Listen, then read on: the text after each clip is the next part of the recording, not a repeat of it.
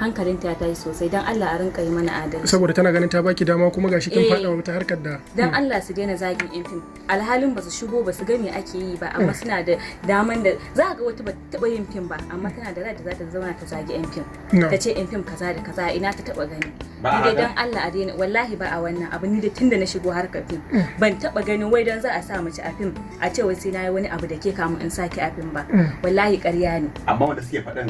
ana karaita su me yasa da kin ku ba farci ba to ai ba za a yadda ba ba za a yadda ba za a ce haka ne an gwada an gani tunda suna kama suna ban gane wani irin kama suna misali suna ce wannan yayi abu da su wannan ya abu da su to wannan ban sani ba tsakanin su amma ba mutumi dai a cikin ko jarumi ko su director za su jaka da karfi waje dole sai sun yi iskanci da kai ba a yin wannan in dai ka yi iskanci sai kai ba da kanka ko ba haka ba kuma ba inda ba a iskancin nan ba harkan fim ba ma idan an kafa miki sharadi aka ce lalle sai an yi abu kaza sannan zaki fito a cikin fim din kar a sani na'am kar a sani in dai sai an yi abu da ni kama a sani a fim ba wallahi kar a sani to me yasa tunda na fara harkan fim ake sani a fim ba a taba yin abu da ni ba sannan ko ba wanda ya taba ce in sai na abu da kika mu in saki a fim wannan ba shi da alaka da kamar ke ubangida da kika samu yawwa saboda shi ne ka gane